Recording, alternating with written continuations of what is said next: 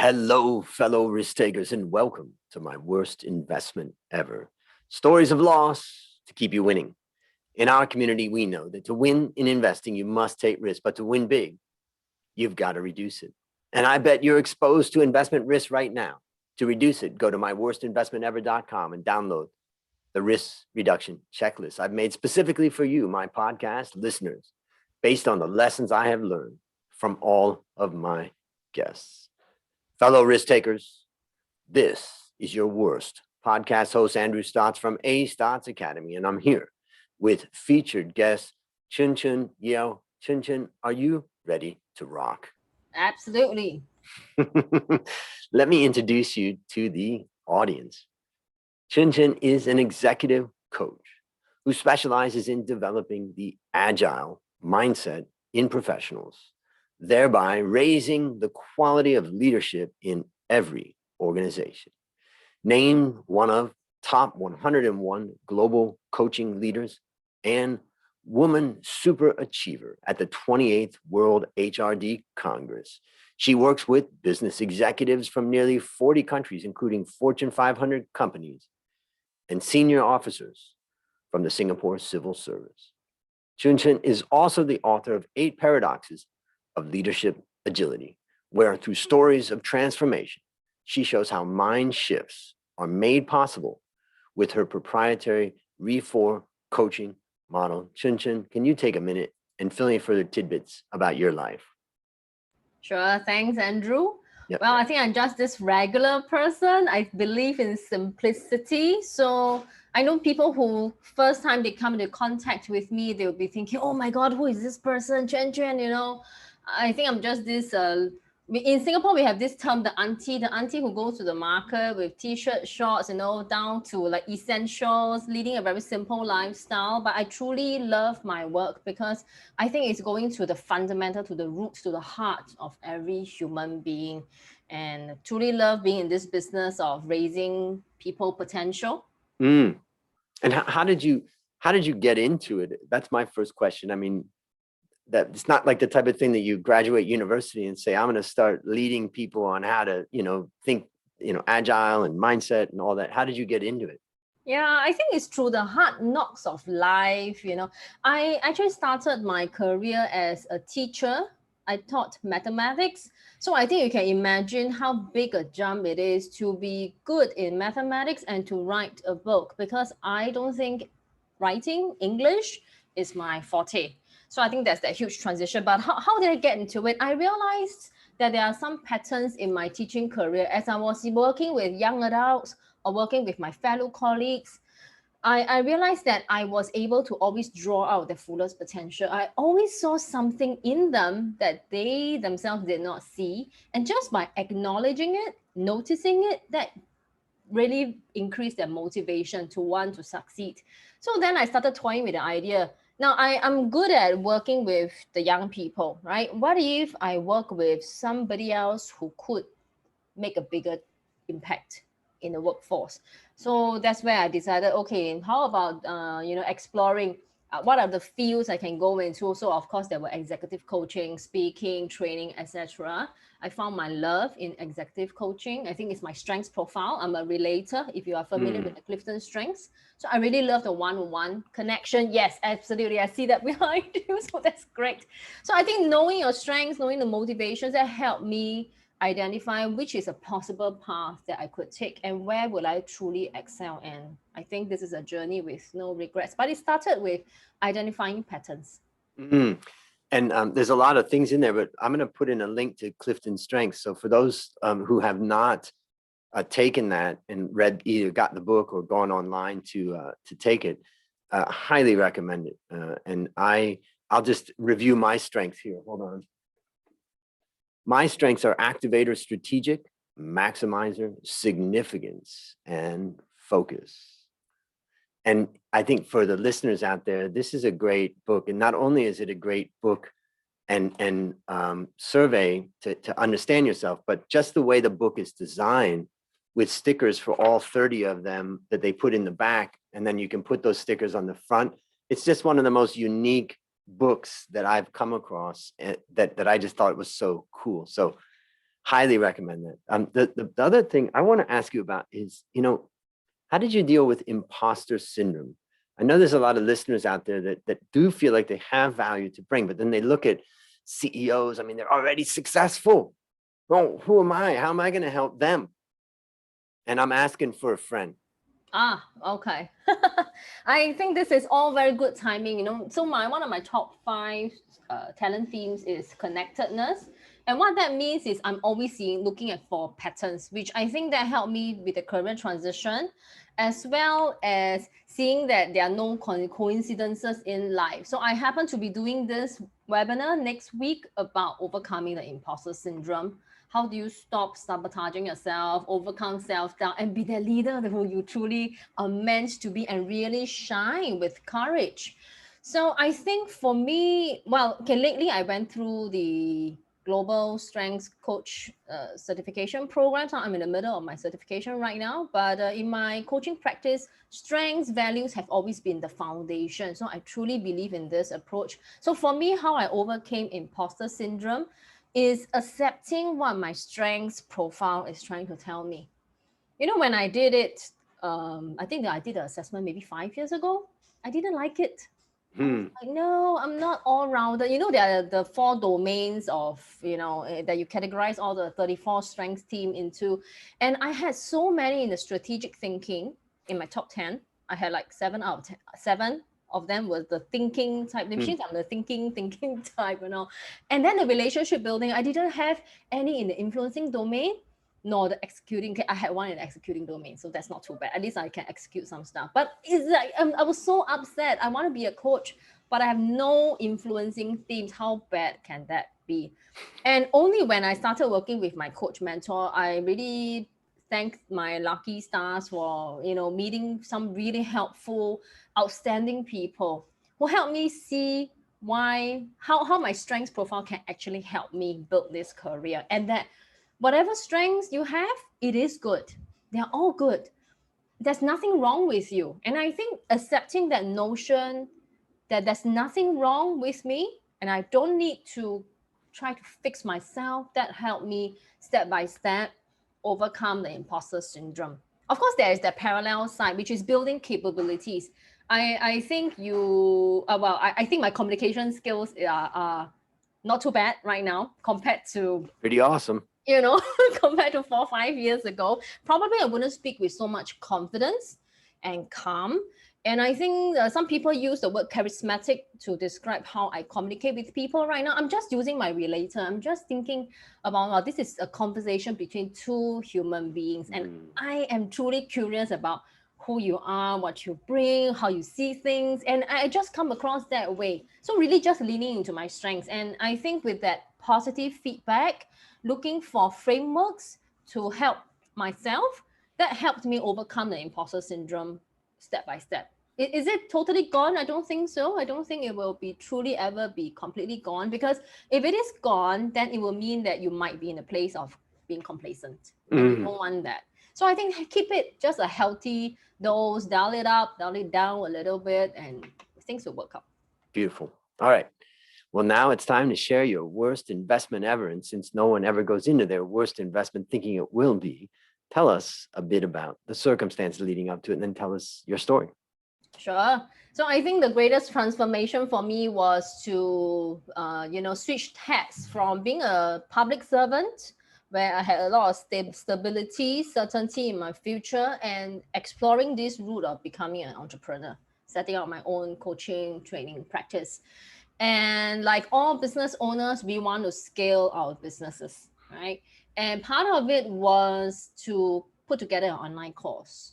How great would it be to be making money while you're sleeping, to wake up and check your email and you see, oh my gosh, money coming in. That's like, I think the ideal state that I was working towards. And then the worst investment was I created a full online course, investing all my time, transcribing everything I said into subtitles. That this cost me quite a bit of money, not to mention the pain of writing that script again and again and again. I think I have this perfectionist grain in me. So I really had to retake all my videos so many times. And then when I put it together and I put it out and I asked my greatest supporters to go have a look and I tried to sell it. I got like one sale. That was like, oh my gosh. And how much time would you say that you put into it? How much time? I think I spent about 2 to 3 weeks full time on it. I didn't do anything else in the 2 to 3 weeks. I literally ignored my family, my kids. I had 3 kids, so I ignored my 3 kids. My husband was very understanding. He would see me on the computer typing away all the time, editing, editing nonstop. And then the next day, I will wake up, I will dress up, quickly do my video shoots, and I thought, oh my god, this is no good. Oh my god, that's not good. So 2-3 weeks of nonstop. So maybe 100 hours or so invested in it. Wow. Yep. Yeah. Okay. And tell me, just tell me the moment that you realized that you had made a mistake. Like you realized when you saw there was no sales, or you got that message from somebody that says, just sorry to tell you, but what was that moment? I think the moment was when you hear crickets. It's like how you watch a cartoon and then you get the crickets or the crows flying by. That kind of effect. Like you send it out to your supporters. So I think I'm blessed that I have clients turned kind of like, strategic partners and stuff. So I know I can always rely on them to give me constructive, critical feedback. And I asked them, okay, go take a look at this. And they came back, nothing came back. It was just crickets. They were like, I don't know, maybe too polite to say something, or they were like, oh my God, it's too brutal, I can't give it to you, or something like that, And I think the crickets and not getting any feedback back, that was like the greatest feedback. It was like this ominous silence, and you're wondering, oh my gosh, what is going on? And there's something wrong, but just can't really pinpoint what it is. Did you talk to your husband about it after that when you got that response? Since he had seen all the effort you put into it. My husband, no, not really. He has a different strengths profile. So I know if I talk to him about it, I'll be asking him to lean into his lesser theme. So I don't want to make it painful for both of us. It kind of doesn't work for either of us. For him, he's the executing type. Right. But like, never mind, forget about all this emotion, just execute and just go on, just charge on, it's fine. And I'm like, oh my God, I need to analyze. I did call out 1 or 2 of them and I asked, okay, so what are you getting? And then they're like, okay, so they gave you a little bit of feedback here and there, and the rest of it, I think, is the guessing. But I think this is a newbie mistake. So what makes it the worst? Okay, not only is it a worst investment in terms of time, effort, money, everything, even my sleep, to be honest, I think it also is painful because it is a newbie mistake, right? Could have been avoided. Yes, it could have been avoided if I wasn't so naive, overly optimistic. Andrew, when I wrote my book, I hired a book coach. And I should have known better. The extensive amount of research, right, that goes into designing, structuring a book, or even picking the name of the paradoxes. I hired a copywriting coach to set up my website. And again, so much research into getting the language from my target audience. And how could I have made that newbie mistake when I'm clearly not a newbie? So maybe you can summarize the lessons that you learned from this experience. Right. I think old habits die hard. And sometimes it's really, we have to guard ourselves against our own optimism sometimes, or that we trap ourselves in this box thinking that everything will work out fine. So sometimes we paint this overly rosy picture that, oh, don't worry, things will work out fine, and we forget to check ourselves. But were there moments as I was developing the content that my gut was saying, I don't think this will land, with people. It's kind of soft, intangible, not quantifiable. What do you think people are going to say about it? And by the time I was on module 5, I was like, I don't know. I just have to charge on, right? It's too late. You've already invested in much. Too far down the rabbit hole. I just can't do anything. And I think then I learned, I silenced my gut. You know, my gut was telling me all these things. So I think that's the greatest learning I had. Listen to your gut. Okay, maybe I'll share a few things that I take away from this story. First of all, I mean, I've been developing online courses now for 5 years, and I can tell you that it's probably the biggest mistake that I've made, and I know others have made, and that is not developing it with the market. And I'm just reminded of this book by Stephen Pressfield. I was just looking it up. Nobody wants to read your SH*T. And, you know, it's kind of an overconfidence bias. We get excited about our idea and we think we've got so much to say. And the truth is we may have a lot to say, but because it's such a crowded world out there, we have to figure out how to connect what we have to say with what the market wants and what the market's willing to pay for. So there's a few things that I would say. The first one is I want to start off at the beginning of what you talked about. And I just love what you said, is that you don't need to fix yourself. And that was talking about the strengths and all that. And I think it's a great lesson for all of us and for the listeners out there to remember, stop feeling bad about yourself. Stop feeling inadequate. Stop feeling imposter syndrome, because guess what? You are you, and you are unique. And your job in this life is to bring the most and the best out of that. And it's not even, your job is not even to bring the best out of it. It's just to be more you. So I think that's first lesson I want to take away with what you shared. And then I also have a second lesson that you talked about, the relator and trying to understand people. And I want to tell a story about a friend of mine. His name's Stuart J. Raj, and he's an amazing guy. He's Indian, half Australian. He came to Thailand. He learned Thai language in 30 or 90 days. I watched him from 0 to fluent and reading, writing, speaking. And later I learned that he speaks many languages. And I was asked him, I said, I got to go to China to give a one-day seminar at Beijing University. I said, do you speak Chinese? He said, yeah. I said, do you ever live in China? He said, no. I said, you want to come and be my interpreter? And he said, sure, let's do it. So we got on a plane, we went to China, met with my friend who was helping me prep. And she helped to go through some of the vocabulary of what I was talking about. And then I got up on stage and he interpreted for 6 hours, and the audience was floored. The audience was just amazed. And when I learned about how he learns his language, he can speak, read, and write 20 languages. But what I learned was different about him. He learns language for a different reason. Most of us learn a language for convenience. You know, if I could talk to the taxi driver in Bangkok, I could get to the place I want to go.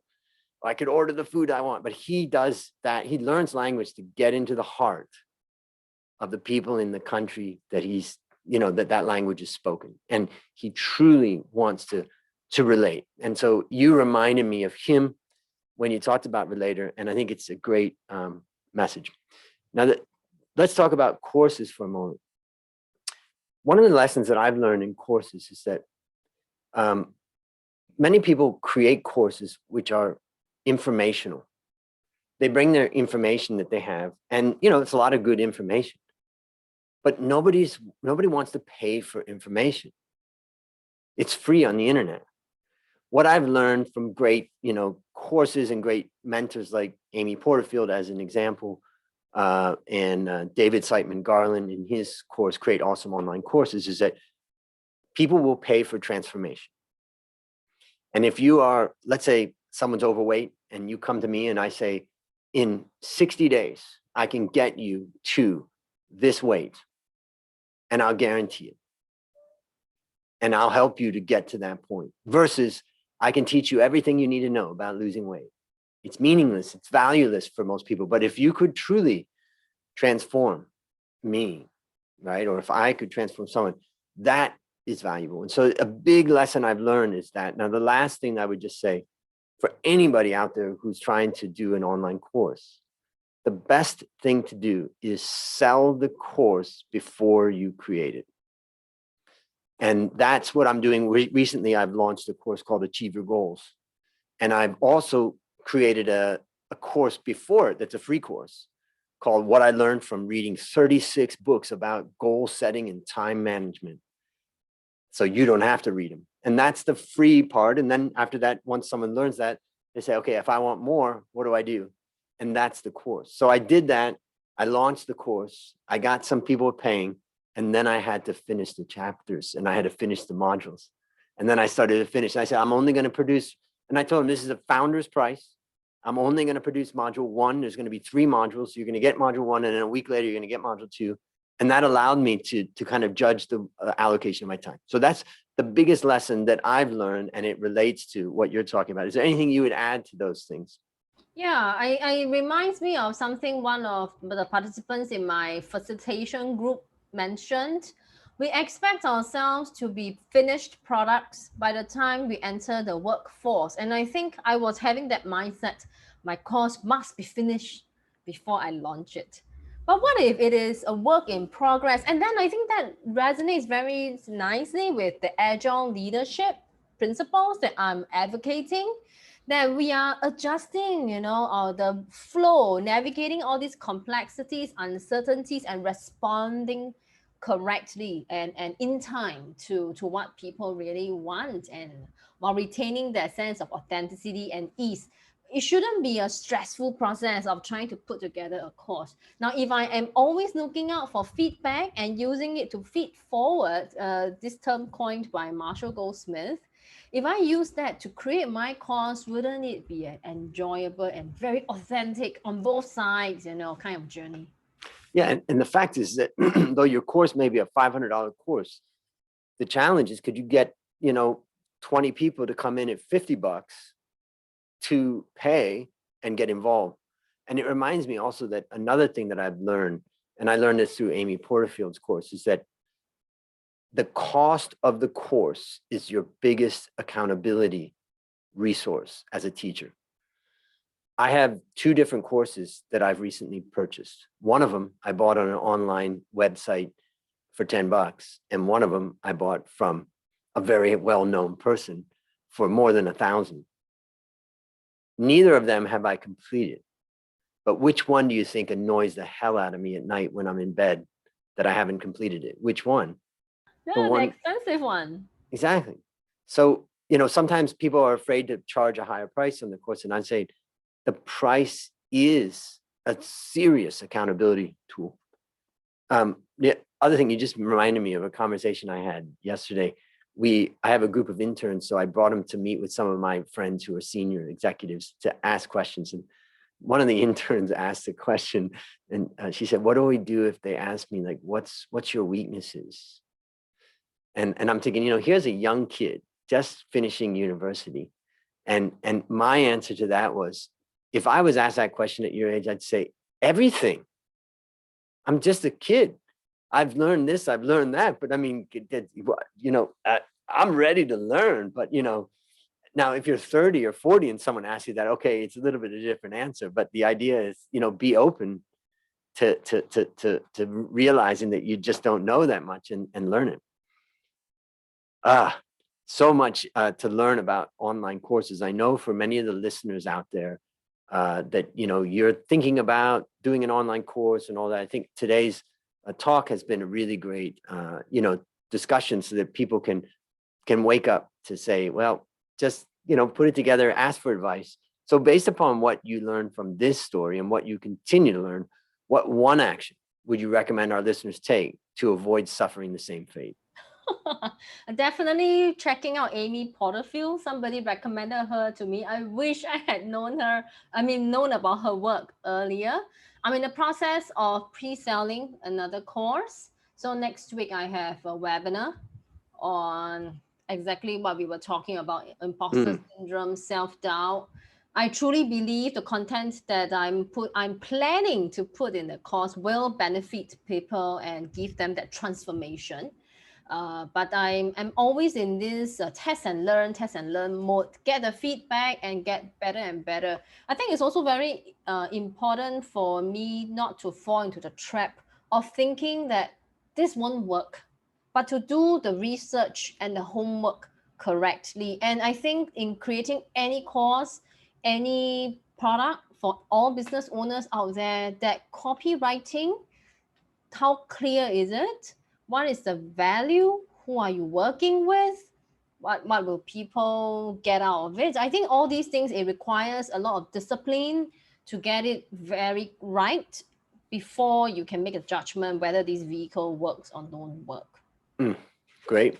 Yeah. And also I would just say, Amy, just type in Amy Porterfield and go to her podcast. And, you can listen to her podcast and you'll get almost all of what she teaches in her course. She's demonstrating. She has a podcast that's similar to, the same topic as the course. Every podcast episode, she's giving a checklist or a resource to help you to go to her website to download that resource. But that is also helping you to then connect and then start to see the courses and the products that she has. Just so many things. If you just follow her for free on her podcast, you're getting a lot of value. And if you take the course, I would say that a big part of her course is the whole accountability. It's a huge part. So that's major, but she's amazing. So great advice. All right, last question. What's your number one goal for the next 12 months? My number one goal for the next 12 months is to scale and automate my business. Beautiful. And online course is the way to go for me. Beautiful. Well, I can't wait to hear about that 12 months from now. All right, listeners, there you have it, another story of loss to keep you winning. My number one goal for the next 12 months is to help my listeners to reduce risk in your life. So go to myworstinvestmentever.com right now and download the risk reduction checklist and see how you measure up. Chuen Chuen, as we conclude, I want to thank you again for coming on the show. And on behalf of A Stotts Academy, where I have all my courses, I hereby award you alumni status for turning your worst investment ever into your best teaching moment. Do you have any parting words for the audience? Sure. Please connect with me. If this podcast, this interview has done something positive for you, please connect with me on LinkedIn and feel free to check out my book on my website. I'm sure Andrew will put it in the show notes as well. It'll all be there. So just go to the show notes and connect. And that's a wrap on another great story to help us create, grow, and protect our wealth. Fellow risk takers, this is your worst podcast host, Andrew Stotts, saying, I'll see you on the upside.